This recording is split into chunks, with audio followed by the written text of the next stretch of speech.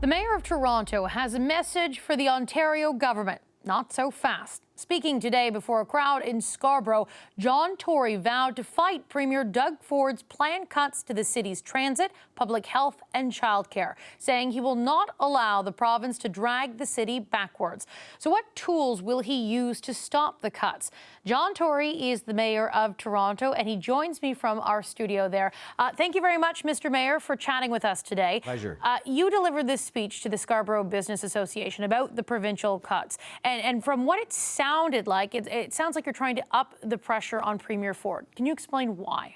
Well, it's not so much all about him as it is perhaps on some of the people in his government. I don't believe that the MPPs, the members of provincial parliament who got elected on the basis that they were going to strengthen Toronto by cutting childcare and cutting public health, or for that matter, that they were going to solve their financial problems, in which we all share. People are fond of saying there's only one taxpayer. Well, if what you do is you download responsibilities for vital services, and I look at childcare, for example, as not just a social issue, but it's an economic issue. It helps people to get into the workforce and make the city and the country more prosperous. So I don't think anybody got elected on the basis of having some kind of mandate to cut those things that I think are ill-considered and that are going to hurt Toronto at a time when Toronto is very successful. And I say that not in a gloating way, because I know there are people watching who will say, well, if Toronto is successful, we don't like that. I want Toronto to be strong for Torontonians and for Ontario and for the rest of Canada. We have been supported at times when our city was struggling during recessions and so on by the West, for example, by Alberta. And I think it's important for Toronto to be strong now for Canada's sake. And that means doing things that enhance jobs and protect jobs and attract investment. And I believe cutting childcare and cutting public health and cutting transit support do exactly the opposite. Doug Ford was elected with a pretty large margin. Is this not well within his wheelhouse, well within his rights to make any sort of changes of this nature? Well, we have a constitution that was drawn up in 1867 at a time when I think people didn't necessarily at that time understand, nor would they, the importance of cities in the delivery of services, the building of regional economies, and so on. And so I would say Doug Ford has undoubtedly legislative rights that allow him to do a lot of things. But the question is it wise to do this? And if it's deemed to be unwise, even if it was deemed to be wise, why wouldn't they sit down with the municipalities? Because, by the way, a lot of these things affect all municipalities in Ontario. Why wouldn't they sit down with them and say, look, we have some financial problems here. We need your help in sorting out how we can do a better job of delivering public health services to people and try to do it more efficiently. But there was no consultation. There was no discussion, just these kind of unilateral emails and envelopes that arrived telling you, by the way, your funding has been cut by tens of millions of dollars. And in the case of Toronto, imposing harsher cutbacks on Toronto than any other city. And I think if people watching in other provinces were to think about this and say, well, how would they feel if Vancouver was cited for more harsh treatment in terms of expenditure reductions than any other city in BC, or conversely on the other end of the country? They'd say that makes no sense, especially when Toronto is, I would argue, at this moment, when it's growing and doing well, the economic engine of the country that's pushing the country forward. This country is really strange right now. We're on top of the world in terms of opportunity, and yet we're finding every opportunity we can to be at each other. Provinces suing provinces, and people, every element of government seemingly sort of going at the other, as opposed to saying we're a fighting team.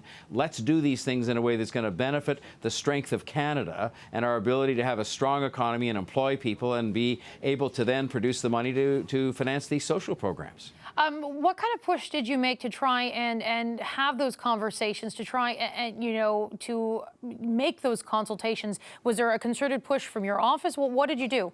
Well, we finished our budgets for the year, as probably municipalities have across the country. And so this all came after we'd finished our budgets. It came unilaterally, out of the blue, no consultation. So after the fact, we said, well, could we sit down with you? And we've still said that. And I will say right now, I said today, I will go anywhere, anytime to sit down with the Premier or his ministers, as would our officials, to talk about ways in which we can, yes, address some of the financial problems they have, but do it in a way that doesn't adversely impact the very fabric of what Toronto's about socially, in terms of our values and the way we live, but also economically in terms of the kinds of supports I think people need to be in a healthy, prosperous city that attracts investment and that retains jobs and that is kind of a model for the rest of the world, as I think our cities in Canada are.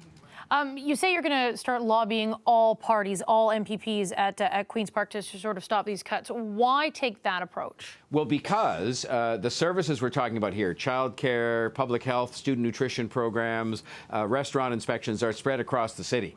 And so every single member of provincial parliament, regardless of what party they may represent, and I'm particularly interested in the government ones because I think they can speak to their own government and say, this is not wise, they have programs in their areas that are going to be lost or going to be damaged by these cuts. And so I want to go right to their people to say, you have to tell your member of the provincial legislature that you didn't run on this, you didn't get a mandate on this, and that this is wrong when it comes to the strength of Toronto and other municipalities in Ontario. We're not in this alone. They've been cut back too, to the tune of hundreds of millions. In fact, it really does total more than billions of dollars. It's a very substantial cutback. Now, do you understand, though, where the province may be coming from? Doug Ford had sort of campaigned on that they needed to, his campaign touched on there's a mess with the books at Queen's Park, that the Liberals ran up deficits that were out of control, and he said that a key priority is going to be balancing the budget. Do you get that cities like Toronto need to do more to do their part? Well, here's the funny thing. I mean, I don't know what's true in the other provinces, but in Ontario, cities and towns have to balance their budget by law. So we do. And we impose tax increases and reduce expenditures accordingly to balance the budget. How does it make any sense? Recognizing Mr. Ford has some financial challenges, and his government do, to then take all that and simply download that onto the municipalities or just cut back on services that are vital to the province's own well-being. And then I gave a second example today, and people may not be as familiar with it in some other parts of the country, but they're looking at broadening the distribution of beer by breaking a contract with the beer companies, and they might have to pay out hundreds of millions of dollars to break that contract. And I'd say, well, what does it say about your priorities if you're breaking a contract costing you hundreds of millions with a beer company and then cutting back on expenditures on childcare and student nutrition and restaurant inspections and transit upkeep? It makes no sense to me. It's very distorted priorities, recognizing they do have a responsibility to get their finances in better order. As you and I both are very well aware, you have a long history of sort of being publicly combative with Doug Ford. You guys ran against each other for mayor back in the last or the previous mayoral election, not the last one, the one before that. You know, that we've seen Doug Ford heavily criticize the way City Hall operates. There's been the cuts to the number of city councillors. If politics is personal, is this personal at this point for you? Well, I tried, not even in my speech today, which was, you know, I thought very firm and strong in terms of saying I'm going to defend Toronto's interest, which is my job. I didn't get personal. I mean, I really didn't. And you know, so I don't operate that way. I don't think that accomplishes anything. I think that's part of what I talked about earlier on when I said it seems that everybody in this world today is becoming more polarized and trying to say that, you know, you're right and I'm wrong, as opposed to saying what I've said from the beginning and what I said again today. Our responsibility, our collective responsibility as three governments, and I should say, by the way, the federal government now has much more respected the role of cities as engines of the economy and knows that they work with us, they consult us, they make policy changes and talk to us about it. And that's all I said today. Why did you do this in such a unilateral way and just send us emails saying you're cut by tens and tens of millions of dollars? And it's not personal to me. It's just about the well-being of the city, the province, and the country, and about people's jobs and the help they need with their childcare or with their children's teeth. And so I have no intention of making it personal. It's politics, but we've got to deal with it, and we've got to deal with it in a way where we talk to each other as opposed to sending these emails saying you're cut back. Do you think it's personal for Premier Ford? I wouldn't have the slightest idea. I don't think so, because I see him and he tells me it's not. So I have to take him at his word, and I do. I think it's more likely some well-meaning finance bureaucrat took a red pen and just stroked a few lines out thinking, well, they'll never notice or something. And we do notice, because these are at the fabric of what makes Toronto and Ontario strong in terms of supporting people and making sure they're equipped to have jobs and able to have jobs and keep the country moving forward. All right, Toronto Mayor John Tory, thank you for your time this evening. Thank you. I was really trying to say, well, fine, when we're being criticized for a failure to even look for efficiencies, when that's just not true, that I was going to call into question a significant priority they seem to have to, at one and the same time, spend hundreds of millions of dollars, we've heard, to make beer more widely available at a time when we're saying to people who need help with their childcare or who need to see student nutrition programs in place or who need to see their transit system kept in better affairs, we're going to cut back money on that. It makes no sense to me. Welcome back to Power and Politics and the Power Panel. Brad Levine, Yolande James, Rachel Curran, and JP Tasker. That was Toronto Mayor John Tory speaking in Scarborough. As you heard, he's slamming Premier Doug Ford's budget cuts. Ford has said that municipalities must do their part to help reduce the deficit. So how significant are Tory's comments, especially about going ward to remind MPPs about what they were elected to do? JP, I'll start with you. What more do we know about John Tory's pitch today? Well, we know that John Tory and Doug Ford are just not the best of friends, and they don't have the best track record, but it does seem like things are really starting to boil over now. They're really starting to have some fighting words amongst the two of them. What I think is most problematic is what this could mean for the federal cousins, the federal Tories, because if there's just this constant stream of cuts and bad news coming from Queen's Park, rightly or wrongly perhaps, to balance the budget, that might not go over well at the door when some candidates and MPs, who are conservatives start asking for votes for Andrew Scheer at that time, because they'll simply remember the conservative brand to be, autism and public health and all these things that we're talking about now. I think it's really hard for any government to tackle so many issues at once. It seems like the Progressive Conservative Party of Ontario is tackling every major issue that's within their jurisdiction. So that's really hard to fight back against every day when there are so many people ready and lined up to take you on every day. It just creates a negative media environment. And as I say, that can't be a good thing for Andrew Scheer when he has to really make inroads in the 905 and the 416. That's really a key battleground for any party that wants to form government. And he doesn't want to have to contend with all the baggage, perhaps, that's coming from the Doug Ford government. Rachel, I'll give you a chance to respond to that. What do you make of the idea? We heard when the budget first came out, the Ontario budget came out, the anticipation around that had been it was going to be a deep cut budget. But when it was released that it was not necessarily the cuts were not as deep as everyone had been expecting.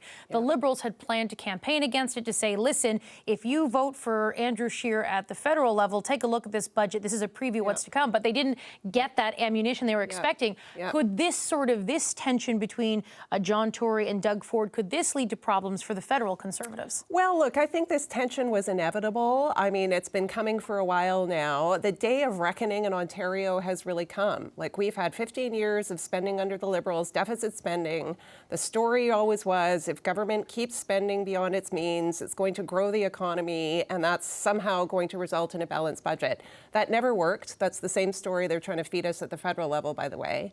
And now the day has come when we've got to start paying some of this back, and we've got to reduce program spending. So look, like, this is never an easy exercise. When Paul Martin and Jean Chrétien had to do it in the mid-1990s, a lot of those costs were downloaded on the provinces, and healthcare and education spending were cut. So I think the Ford government has taken as moderate as an approach as it can.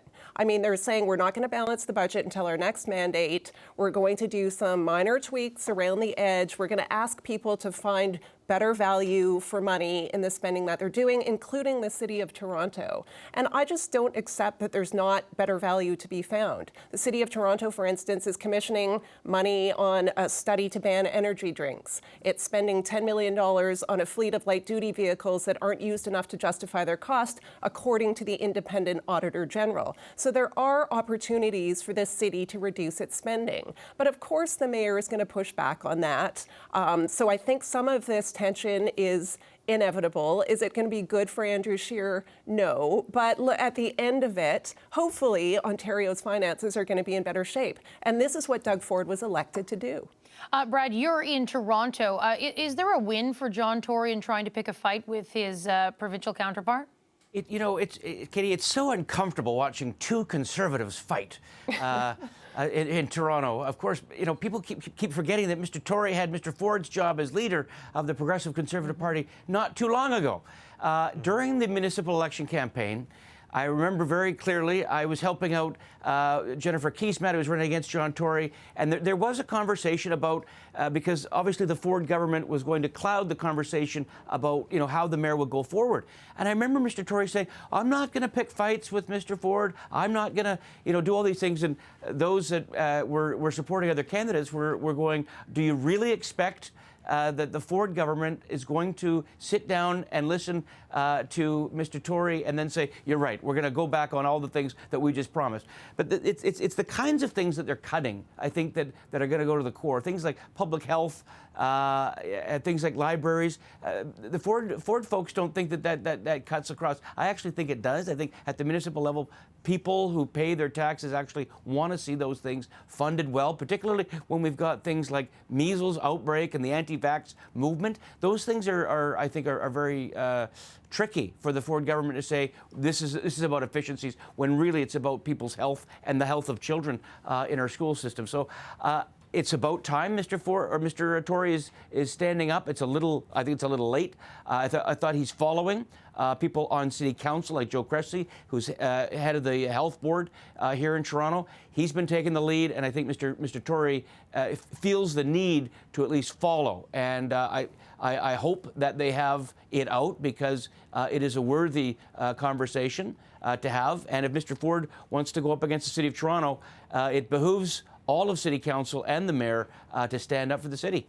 Yolande, if you take a step back and look at if this does actually have some sort of federal ripple effect here, could the Conservatives not make the argument saying, look, for more than a decade, we had Liberal governments that were unable to balance the books, and look at the mess we're in right now? Could they not make the argument that at the parlay that into a federal government argument saying, listen, if we don't stop this with the federal Liberals right now, we're going to end up in the same situation as the provincial, as the province of Ontario, and that's why you should vote Conservative now? Is that an argument you could see from the issue with that would be with respect to how, and that's the issue that Doug Ford is confronted with at that point. If you speak to any, I think most citizens, whether they be Liberal or Conservative, and talk about the importance of the economy and wanting to have a good governance and controlling spending, most would agree. Where they would disagree is if this cutting of deficits is done on the backs, really,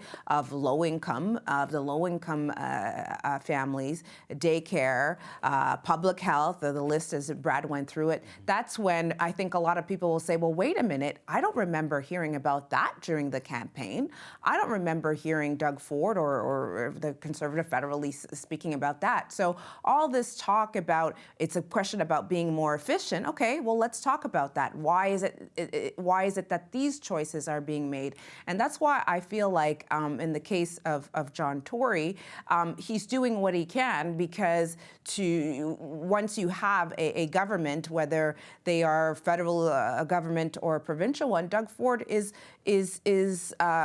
democratically elected, and he's going to be coming up on his first year, so he's there for at least 3 more years. So the decisions that he's making, he is allowed to do them. They're the one that can put that into question, other than to mobilize a population as to the impacts. And that's what he's doing. And can that hurt? I think it more so hurts Andrew Scheer as we come forward, as we move forward to the upcoming federal election, than it can help him, because people are saying, yeah, okay, we want to make sure our economy is strong and that we govern responsibly. But tell us again what that means when you cut programs. What programs are you going to be cutting exactly? What is that going to mean for me and for families?